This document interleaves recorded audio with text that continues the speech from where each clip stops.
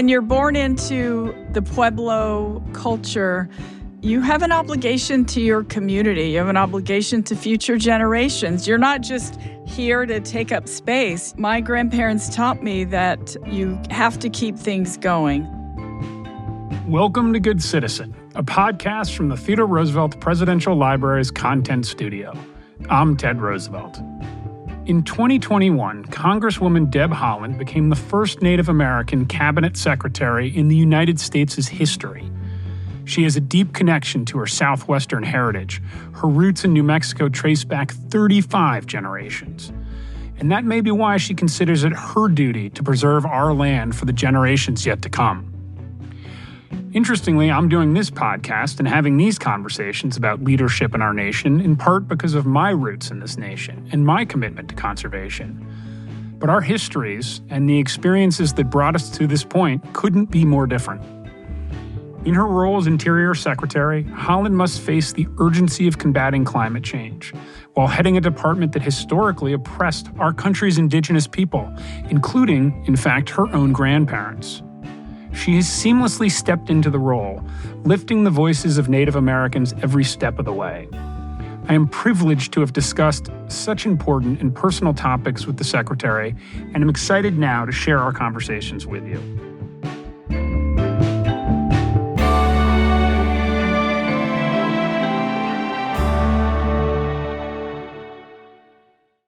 Even before we get started, I wanted to say, a couple months ago, when we were sitting down and trying to figure out who we wanted to have on this podcast, we made a very short list. It was maybe half a dozen people. It included President Biden, President Obama, former presidents, and you were right there at the top of the list. You were one of my number one people that I wanted to talk to. So thank you for joining us. Oh, thank you.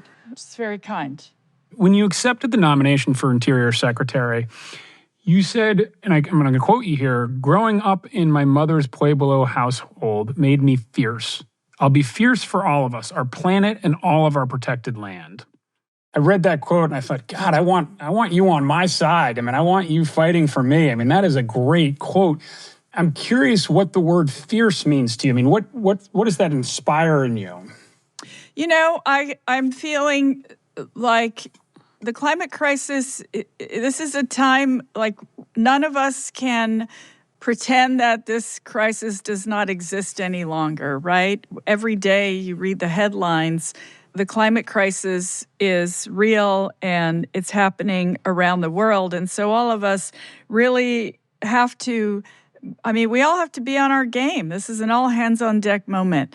And I just feel like regardless, I just want to be out there doing the right thing. Sometimes I joke that at any given time, right, when you're making decisions, there are people who don't like the decisions you make, but you got to make them from your heart. You have to include the voices of the people that these decisions affect, keeping our door open, unapologetically saying your voice matters, tell me what you think, what is your perspective on this issue, and then making the decision that benefits the majority of Americans. You have to move forward always. You can't look back. And we've done that, right, with a number of things. Our boarding school initiative, for example, that's a really difficult thing to do, but we want people to feel like they can get all of this horrible history off their chest. Let's talk about it. Let's share this era of history with all Americans and as a country, all heal together. Yes, and for listeners unaware, the boarding school initiative is something you announced in 2021 to shed light on a federal program in the 19th century where tens of thousands of Native children were taken from their families. The kids were put into boarding schools and forced to culturally assimilate, to essentially make them white Americans. They could be beaten, they could be starved, just for speaking their native language. So this program of yours doesn't just shed light on this history, but really aims to address what you refer to as the intergenerational impact of these experiences. And it wasn't a sort of on high, let us tell you what the sort of plan is. You really gave them a forum to talk, and you sat there and mostly listened. Where does that idea of leading with listening come from for you? With respect to this, of course, this whole boarding school initiative, it's been a fact-finding mission, right? We had a report that came out. We researched so everything that we could about the boarding schools, where they were located, how many students they had. And then once we got that report done, which is public, people can find that on our website and read through it.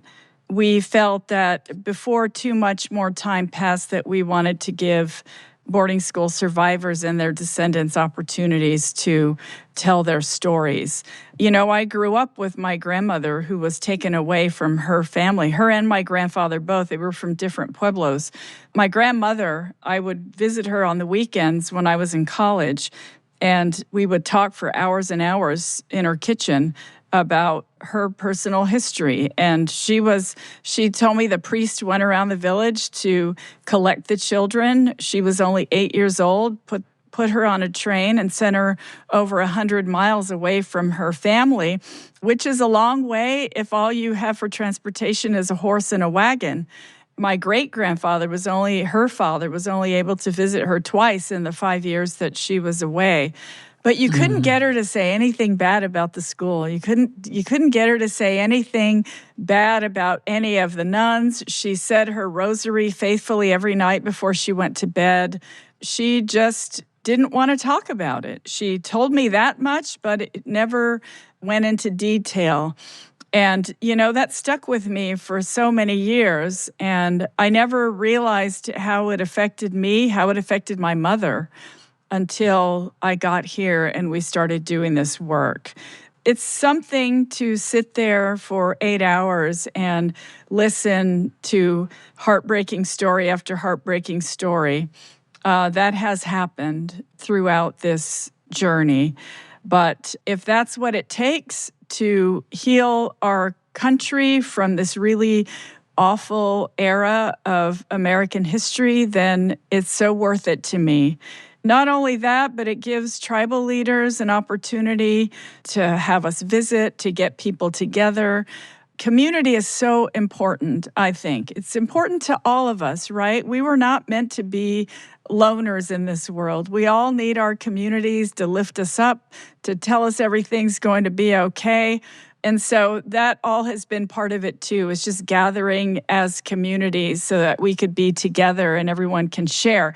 And some of these sessions, some people come and they sit there all day as well. They never say a word, but they want to just come and be supportive to the people who are telling their stories. So I recognize that everybody has a role in our road to healing. And sometimes it's just sitting there and listening. I'm not the only one. There's a lot of people who do that, and we just want to be there for the folks who want to get that off their chest. I do want to flag that listening does require taking on some of the weight of those stories. And so it's not an easy task either, but a very important role to play. One of the reasons I was so thrilled to have you on this podcast was I think it sets up an unbelievably unique conversation. And the reason for that is, you know, my family's been in conservation for over 100 years. And obviously, as embodied by President Theodore Roosevelt, but that type of conservation, that sort of European mindset, that European approach to conservation is one that is changing. It's evolving in a lot of ways. And that evolution is drawing on a more Native American approach to conservation, one in which sort of your background, your history draws on. And even though it's not a new approach to conservation, it's maybe a newer approach to conservation for the United States. So I wanted to ask you really how you feel conservation's evolving. How is the Department of the Interior approaching conservation in ways that are different from how it has historically? Well, thank you so much for the question and for acknowledging that our hard work is kind of being seen throughout the country. Indigenous knowledge has been around for millennia. You know, there's historical evidence that tribes have been in places for tens of thousands of years. So it's pretty evident to us that tribes know how to care for the land. As you know, a lot of tribes were moved off of their lands to make way for national parks and for what are now public lands. However, the obligation for those tribes to care about that land is never relinquished. So they have these obligations. We feel very strongly that having tribes share their knowledge with us about how to care for certain areas is incredibly beneficial. So we've moved ahead with that. We've entered, over 20 co-stewardship agreements with tribal nations. We have 60 more in the works. In the time of this climate crisis, it's sort of an all-hands-on-deck moment, and I can just tell you that we're incredibly grateful to the tribes who want to share their knowledge with us. And I've seen it, in so many places that I've gone, and it's really wonderful to see. I want to say I think it's great that this is where the Department of the Interior is focusing their energies and sort of using that knowledge base in a way that is inclusive and helpful, frankly, to the conservation goals of the United States. You've talked about the collateral damage of the government's past policies, and there's a quote in the Washington Post article that came, great Washington Post article about you, but you said, with regard to the collateral damage, it's in the land, it's in the air, it's here. And if we want a healthy nation, that means healing for everyone. Mm-hmm. And what I find really poetic about that is that there's this, in my mind, there's a lovely interconnectivity here of your role protecting nature and the role of nature in healing, in land management, and how this all intertwines with the healing of a nation. Well, I think there is a lot of healing in nature, and I think a lot of folks realized that during the pandemic when we were all holed up in our houses because we were afraid of getting each other sick. But a lot of people recognize the value of nature in their lives. And now you might know that some of our national parks are really crowded because everybody recognized how important it is to stand, to hike to the top of a mountain and see the view, or to just stand on a trail surrounded by old growth trees, right? It's a healing concept to wade in an icy stream and just feel the water on your skin. These are all things that some folks were missing out on, but now they know. Along with that, it's our obligation to steward those lands, right? To make sure that you and I, that our future generations, our kids and our grandkids, have the same opportunities that we had. What I really would love for every American to feel, because I often say our public lands belong to every single American. I would love for every single American to recognize their obligation to our public lands, their personal obligation to steward lands that belong to all of us, right?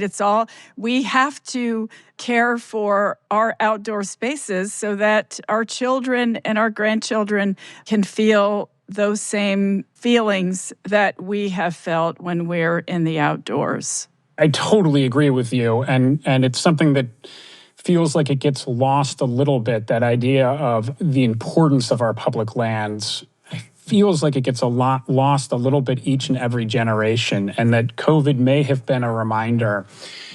And what I really like is this idea of bringing Native American communities into the stewardship process of our public lands, and at the same time repairing some of the damage done in how our government dealt with the Native American communities and managed the Native American communities, and that somehow there's some connection there between those two. It's not the answer to everything, of course, but nature has always been my church. Nature has always been where I go to find solace and find myself. And I think we underestimate its ability and power to bring people together sometimes. Oh, absolutely. To bring people together and, as you mentioned, to heal. I was watching a show not too long ago, and it talked about, the question was, why does time go by slow and why does time go by fast? And what, people research everything, which is kind of a good thing sometimes. They recognize that when you're in nature, time goes by really slow. And so those are the memories you have. Why it's so important to make sure that kids are outdoors, because those are the memories that they will have. We have a job to steward, to create, to train, to open up future generations to stewarding our lands, to having the jobs as biologists and researchers and folks who want to care about the water. If kids are afraid of the water, they're not going to want to protect our rivers and streams. So it's our job to make sure that we are creating those opportunities for kids because they'll inhabit the jobs that you and I have down the road. So we want to make sure that everybody is in nature and feels that. I sit on the board of the Trust for Public Land. I'm also on the board of the Theodore Roosevelt Presidential Library, and they're two organizations that are very interested in promoting various conservation agendas and working with the Native American community. What advice would you give them to working with the Native communities in a way that's not extractive and not duplicative? During my travels, there was an Indigenous woman at a national park who started a program to study sweetgrass. And she told us all that Native Americans are the most researched group of people in the entire country with the least amount of help, right? Like they research us to death, but yet they don't offer anything to say, we want to make your communities better. So we recognize that we want to make sure that we're always being respectful. I feel that, as the first Native American cabinet secretary, man or woman, we've never had an Indigenous person serve on the president's cabinet, that I bring my perspective as a Pueblo woman with me. As long as I've been alive, the teachings that I've been honored to receive from my grandparents, my mother, my family members, I bring that perspective with me. So I hope that instills a little bit of trust. But I think in respect to the legislation that's been passed that the president has pushed for, the amount of funding that has gone into Indian country at the behest of the president himself shows that he is, sort of making good on the promises that he made to Indian country. The president reinitiated the White House Council on Native American Affairs. He restarted the Tribal Nation Summits. His priority of tribal consultation has been real. And I think the tribes see that we mean so well, that we're staying true to the promises that the president made. And so I think it's a new era for Indian country. And in that respect, the tribes are willing to help us to move these issues forward. I've seen you tear up sometimes talking to reporters in the past because you clearly care so deeply about these issues. And one of the themes of the podcast that comes up with the folks that we've talked to is this idea of vulnerability as a leadership skill, wearing your emotions a little bit more on your sleeve. I wonder if that's something that you've done intentionally and where that comes from. I'll go into something. I have no intention of getting emotional, but it's hard sometimes, right? When you're interacting with certain crowds, there's always an energy in the air that I think that affects speakers to their core. And, it is hard sometimes to not get emotional. I mean, I think I get that from my dad, quite frankly. He always teared up from time to time when he was raising us. He was raised on a farm, cared deeply about his troops when he was in the Marines. This is just the way he was raised by his family. I joke that I get that from my dad. I feel like if there's anything worth crying over, it's the environment and where we are today with climate change. So there's a lot of work to do. The president is committed to ensuring that our clean energy transition happens, that we are conserving the land that we need to so that communities and people have something into the future. And so, yes, we'll just keep doing that work.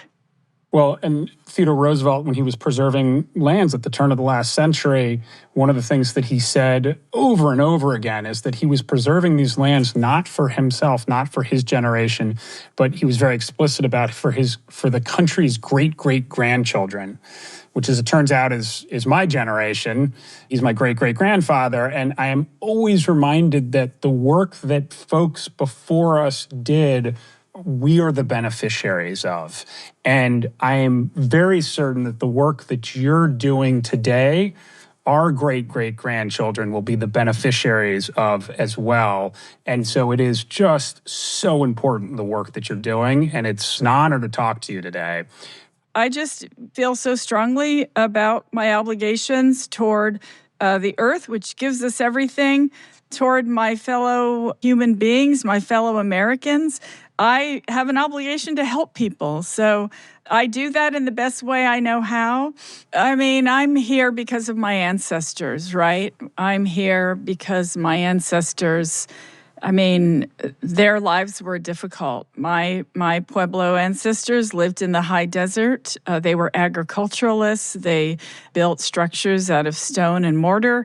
We'll just face that. Nature is brutal, and they lived through so much so that I could be here. When you're born into the Pueblo culture, you have an obligation to your community. You have an obligation to future generations. You're not just here to take up space. My grandparents taught me that you have to keep things going. If I've been able to mentor a few young folks along the way and help them find their footing and their calling, then I'm happy for that too. I have one very short final question. And the final question is, we ask everybody, what is one thing that you'd like to see people do in the civic arena? What is the sort of one urging that you could give to folks? None of us are on this planet on our own. We have an obligation to our fellow human beings, our fellow non-human relatives, in fact. So I hope that nobody ever feels alone here. We're all in this together. We all have a planet to think about as we're moving through our lives. And so I hope people just become aware that whatever they do, it affects other people. I read a piece about your great-great-grandfather and how the redwoods near Yosemite, Mariposa Grove, were preserved. John Muir had taken him, and it was when he was president. He camped out there beneath this giant redwood tree, and he felt for himself the need to conserve that area. And I feel so strongly that he would have never known that if he wouldn't have slept under that tree, right? He doesn't. You don't know how important nature is until you're out in it.